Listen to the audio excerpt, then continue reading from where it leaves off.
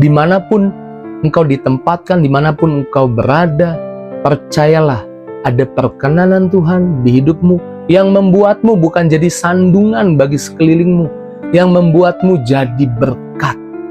Ada perkenanan Tuhan, ada roh Tuhan di hidupmu yang menuntunmu dalam berkata, dalam bertindak, dalam bereaksi, sehingga engkau tidak jadi sandungan, tapi engkau jadi berkat bagi sesamamu.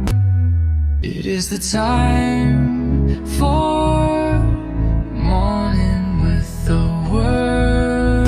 Puji Tuhan, selamat pagi, bergabung lagi di Morning with the Word di YouTube channel saya, Mario Marcelo.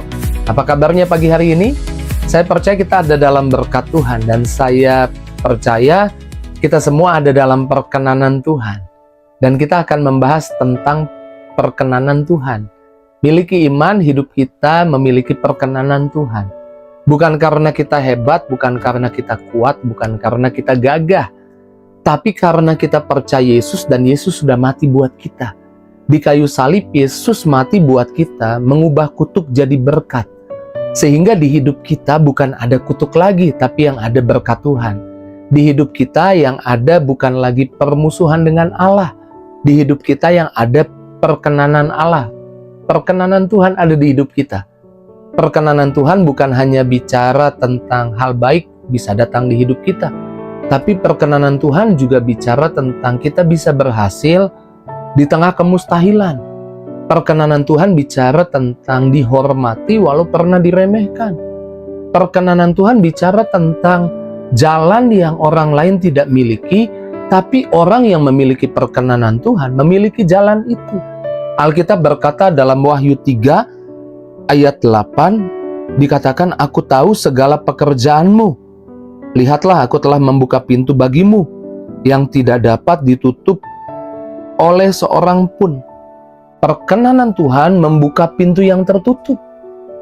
Saya jadi teringat kisah Yeremia ketika menubuatkan, menyampaikan firman Tuhan yang pada hari itu membuat para pemuka marah. Dan akhirnya menangkap Yeremia, membuang Yeremia di sumur yang berlumpur. Tapi datang seorang Ethiopia, bukan seorang imam, bukan seorang nabi, bukan seorang Yahudi, tapi seorang dari Ethiopia, yang datang kepada Raja Zedekia dan berkata, memohon untuk bahwa Yeremia diselamatkan karena tindakan para pemuka adalah jahat.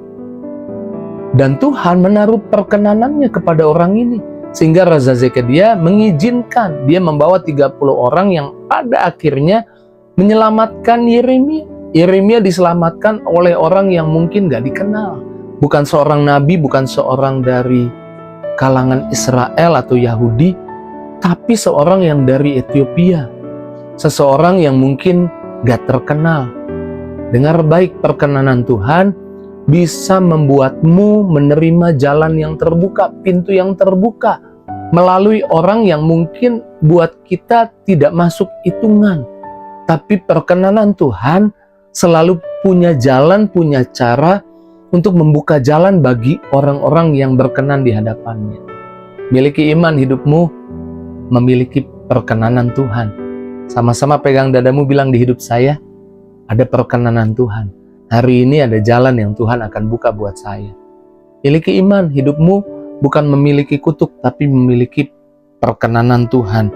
Dan perkenanan Tuhan membuat seseorang menerima perlakuan yang khusus, perlakuan yang spesial. Alkitab berkata dalam Mazmur 5 ayat 12, "Sebab Engkaulah yang memberkati orang benar ya Tuhan, Engkau memagari dia dengan anugerah seperti perisai." Dalam teks bahasa Inggris dikatakan favor like a shield. Surround with favor, dikelilingi dengan anugerah, bukan dikelilingi dengan kesulitan, tapi dikelilingi dengan anugerah. Dalam perjanjian lama ada juga kisah Mephiboset, anak dari Yonatan, cucu dari Saul, yang melarikan diri, disembunyikan di tempat yang terpencil, lodebar, tempat kering, tempat gersang, oleh pembantu-pembantu Saul ketika Daud naik tahta. Karena mereka berpikir kalau Daud naik tahta, nanti Daud pasti menghabisi semua keturunan Saul. Padahal Daud memiliki perjanjian dengan Yonatan, ayah dari Mephiboset. Yonatan berkata, jikalau engkau nanti diberkati Tuhan, jangan lupa keturunanku, berbuat baik kepada keturunanku. Tapi yang lain tidak tahu ada perjanjian itu. Ini bicara tentang perjanjian Yesus dengan Bapa di surga untuk kepentingan kita. Ada perlakuan khusus yang diminta oleh Yonatan untuk keturunannya. Sehingga waktu Saul mati dan kemudian Raja Daud naik tahta, Daud mencari Daud mencari Mephiboset. Daud berkata, masih ada tidak keturunan dari Saul, karena aku mau menunjukkan kasih yang daripada Tuhan kepadanya. Dan singkat cerita, Mephiboset dibawa dari Lodebar ke istana, duduk sehidangan dengan raja dan menerima berkat yang khusus, berkat yang spesial, diperlakukan dengan khusus oleh Raja Daud. Perkenanan Tuhan membuat seseorang menerima perlakuan khusus. Mephiboset diperlakukan secara khusus karena memperoleh perkenanan dari raja. Saudara dan saya hari ini, karena percaya Yesus, karena percaya korban darah Yesus di kayu salib, miliki iman di hidupmu ada perkenanan Tuhan. Tuhan bisa membuat engkau diperlakukan secara khusus.